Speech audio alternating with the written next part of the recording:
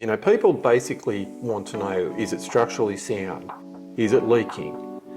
Is it full of termites? You know, is there anything majorly wrong? You know, like once you can answer those questions, you know, good, bad or indifferent, you know, then people are in the headspace to make the decision. Yeah, it makes perfect sense.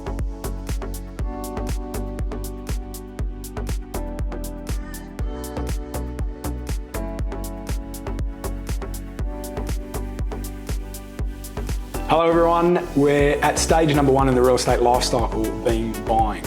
And today we'll introduce Nigel from Cold Coast Inspections to talk around a key step in that buying process, being the Pest and Building Report. Nigel. Yep. How are you? Good, mate. That's good, mate. So, Pest and Building Reports, or some people call them Building and Pest Reports, ultimately same thing. Mate, how long have you been doing them, all up? This will be my 28th year. Makes me sound old. I was 4.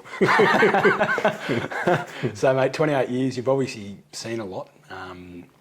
And naturally with property, there's all different types, whether it's a unit, townhouse, home, something like that. Is there any sort of particular or favourite sort of buildings you'd like to inspect? I think, no one's really ever asked me that before. I think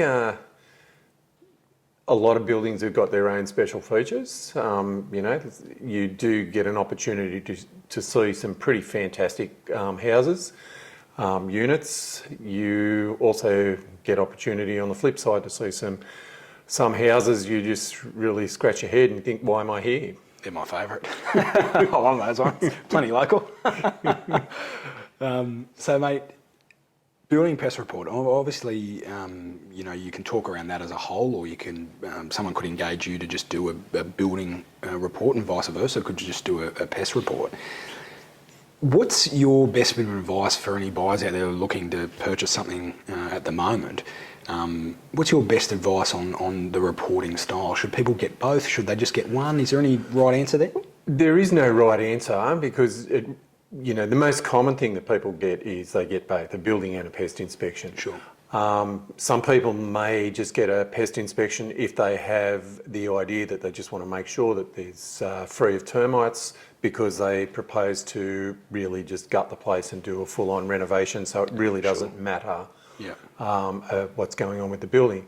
Other people may just get a building inspection because, you know, there's very low risk of termites. I mean, it may be a steel frame or potentially a unit which is sort of like concrete, sort of on 4 sides. Sure. You know, it just really depends on the individual property. And with the trend, you mentioned metal frames, naturally at the moment with a bit of the timber shortage and costs associated there. What sort of trend or shift are you seeing there? You're seeing majority of people sort of moving towards that metal frame style?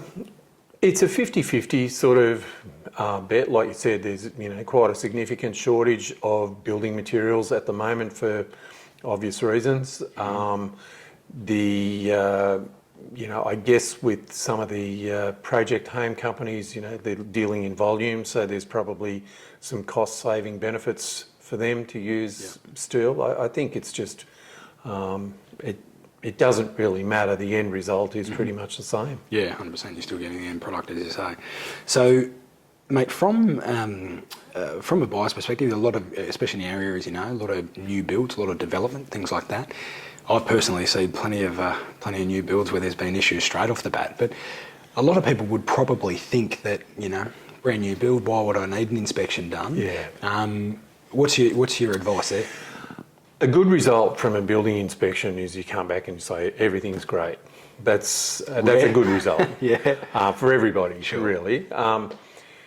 In new builds, you know, nothing really surprises me. You can see things that are done well. You can see things that aren't done so well. I can think of one particular place, and as it turns out, it is in this area. Brand new build. My client was a bit unsure whether she should get a building inspection or not. On the phone, she was sort of umming and ahhing when she was talking to me about it. I basically left it in her hands to make the decision, but said, look, exactly what I said to you a minute ago.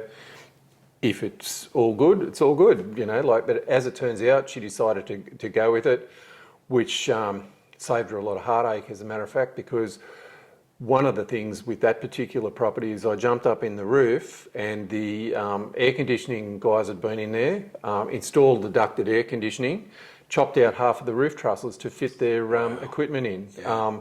Heavy wind, she's Nobody going down. would have ever known, you know. Yeah, So, wow. I mean, that's a bit of a unusual occurrence. Of course, you know, yeah. you wouldn't necessarily expect somebody to do that, but there it was. Yeah, it's very interesting, isn't it, that occurs? Very, very interesting. So, mate, moving into that, naturally, as you've said, whether it be something that has concrete walls, or it's concrete everywhere, or it's timber, metal frame, new, old, makes no difference. I think probably you'd agree that for a building report, which, you know, would be $500 plus, you're paying 3 times that as a minimum for any insurance policy locally for property. You'd certainly be mad not to get that one-off report done and give you a bit of peace of mind. You'd have to agree with that? Yeah. Well, I mean, that's what it is. It's just most people, when they're buying a property, they only have a certain amount of money to spend. They don't necessarily want to be in a position where they buy the property and find out that they need to spend all this money to fix it up or repair it or do work to it. So having the building report done gives them a better understanding of exactly what it is that they're buying. Yeah, 100%. It's a good way to put it, actually. And in comparison, it's not a cost, it's really an investment to know what they're walking into, as you say. Yeah. So it's really important. And, mate, when we talk sort of units, say within a strata complex or something like that, I suppose elements to, is there a different way to inspect something like that? Are there any different elements there? Well, most people, when they're buying a unit, you know, the bare minimum they would get through their solicitor would be a strata report. And that's a useful document for them too, that can give them a lot of information about the property, including potential building issues that may be around, not necessarily just in that unit, but in the whole complex. Of course, yeah. So that's a useful document. In doing a building inspection on a unit, we're looking for sort of different things, you know, like potentially leaks. A lot of the new multi-level buildings have issues with water and leaks and waterproofing and balconies and things like that. Also looking to make sure that things like balustrades are secure and things like that.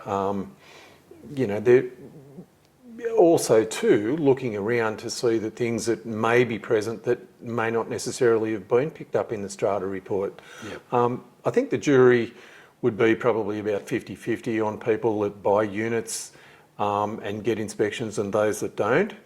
You know, like, it's, as long as they have got the strata report, sometimes the strata report sends up a red flag and they want to look at something a little bit more forensically. Sure, yeah. Yeah.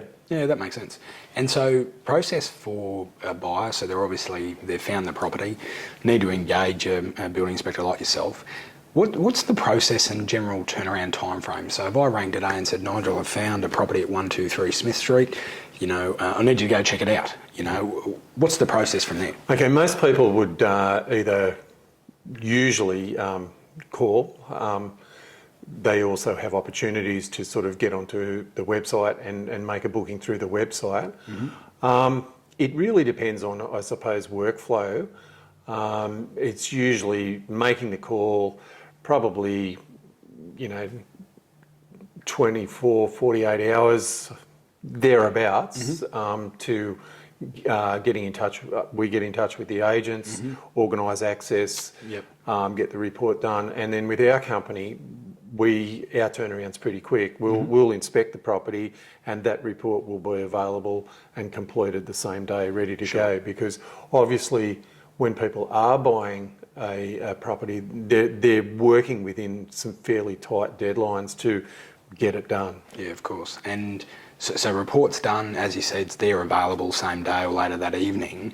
From your perspective after that, so obviously the client pays for the report, they'll be able to read it. It's quite a lengthy document, I've seen a few, you've seen a few.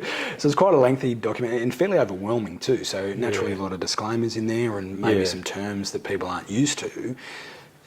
You're sort of obviously would be available for someone to pick up the phone and say, hey Nigel, what do you mean by that? And sort of walk them through that. What are some of the general topics most people want to clarify in normal terms? Yeah, you sort of touched on something. I think building and pest reports have sort of evolved over the years. I think they've gotten bigger, but Generally, people will give us a call, ask about anything important that they should know.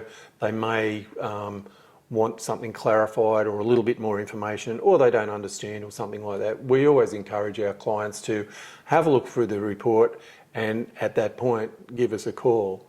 I mean, there's no point in getting a building report, paying for a building report and not reading it and just saying, well, is there anything I need to know? You know, like, well, yes, there probably is, but have a little bit of a look through it, and then that may prompt you with some questions, some valuable questions, where we can discuss and answer them and put your mind at ease. 100%. And I suppose building reports, pest reports, whatever it may be, a combination of both, becoming more and more popular with vendors, so people looking to sell their properties, not just for buyers. I've noticed a big sort of trend there, and I'm a big fan of that for obvious reasons, so we sort of know the issue straight off the bat. What are you sort of seeing in that space at the moment? Big move there?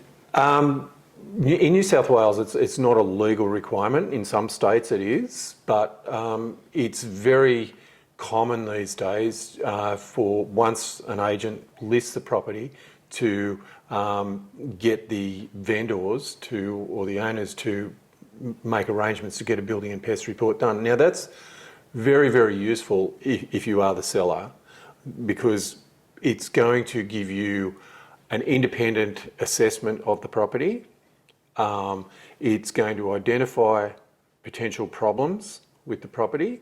And with those potential problems, it gives the owner and the agent the opportunity to do a couple of things. There may be instances where they say, well, let's keep the powder dry for 5 minutes and get something fixed, and then everybody moves on. Or alternatively, it may be, okay, it is an issue, we know about it, that it's an issue, it's full disclosure. Anybody that comes along to buy the property understands what the issue is. They possibly may have an understanding of how much it may cost, and it actually helps the owner in the negotiation process, because back in the day, it was like all the hard yards were done with the agent negotiating with the buyer to achieve the best possible price, subject to the building and pest inspection. So that had all happened. Then the building and pest inspector would come through and rain on everybody's parade by finding an issue, and all of a sudden this price became this price. Whereas if it's known about in the first place, a building and pest inspection report will support the price that's been negotiated. Definitely, yeah, and it saves everyone a lot of time, heartache and hassle really at the end of the day. So being proactive, certainly in the sale campaign in this modern way of transacting property, so valuable. So you're right there. I remember those days. We used to hate you guys, but it's good. You know, you've got a job to do, no different to us. And, you're doing it effectively. It ultimately saves everyone a lot of heartache. So. Well, it does, and it just makes the whole process a lot better. And the other thing, which is equally as important, is having all the information available. Can potentially make the property available to a lot more potential buyers, because they have all the information in front of them up front, and they can make decisions accordingly. So instead of potentially dealing with one buyer, you may be dealing with half a dozen buyers who've got the information, and all of a sudden the price starts moving. Yeah, 100%. It is a time-based, you know, in any market really, it certainly cuts down time. You know, it's a step that a buyer necessarily doesn't have to engage in, which, as you say, turnaround time frame could be, you know, 2 or 3 days, whatever that might look like.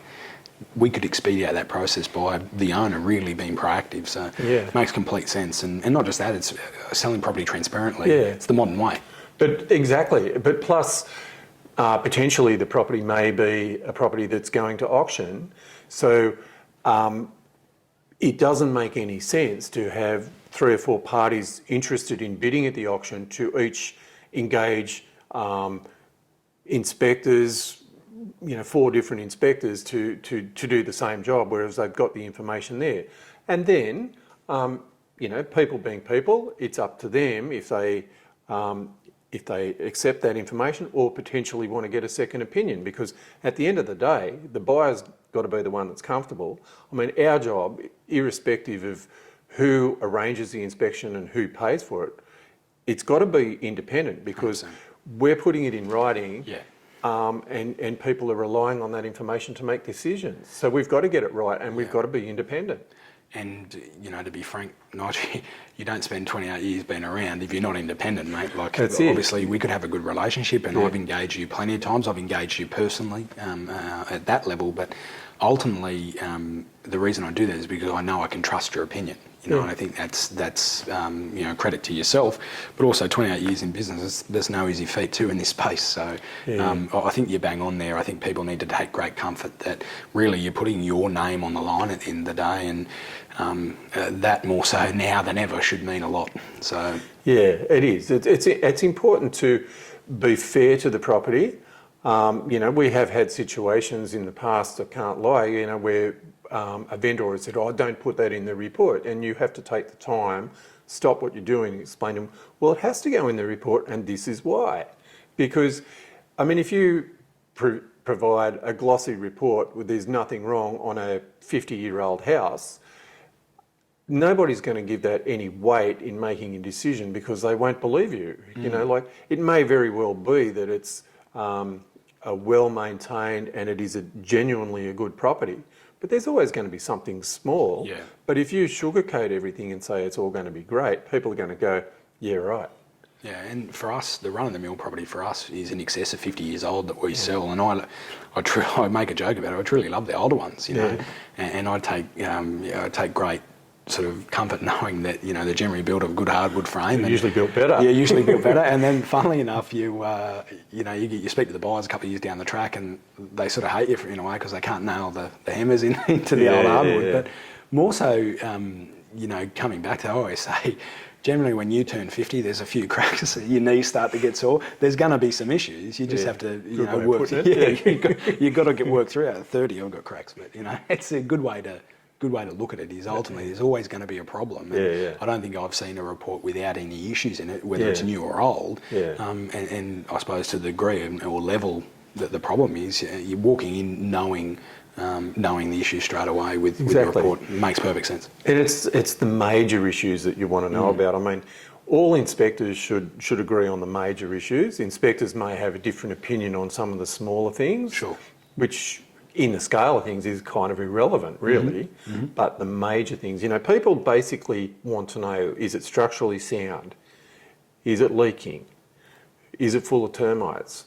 You know, is there anything majorly wrong? You know, like once you can answer those questions, you know, good, bad or indifferent, you know, then people are in the headspace to make the decision. Yeah, it makes perfect sense.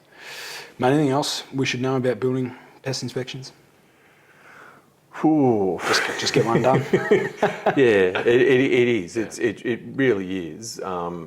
It's your one opportunity to sort of, when you're buying a property, to understand what it is you're buying, and making sure that you are not necessarily blindsided by a problem. Yeah. I mean, sometimes, in honesty, there are things that may not necessarily be apparent that may occur later, and that's common in new buildings, because a new building has to go through, you know, a bit of wind, a bit of rain, you know, a bit of sun, you know, like settle a little bit, and then you can sort of see what's happening. But in the main, you know, like the building and pest inspection is the document that's going to help you make the right decision. 100%. Well, guys, there we have it. That's a wrap on the building and pest section of the buying property in our real estate lifestyle. Should you need to engage a building inspector, Nigel from Cold Coast Inspections will certainly be available to assist. And as always, should you need anything from our end, feel welcome to reach out. We'd love to help. That's it. It's done. That was good. Thanks, bro. That was real good. Yeah, that was real good. Good questions. It'd be like you and I just have to chat. I was really happy with that, gentlemen. Thanks, mate. And that is all I care about. Making sure you're happy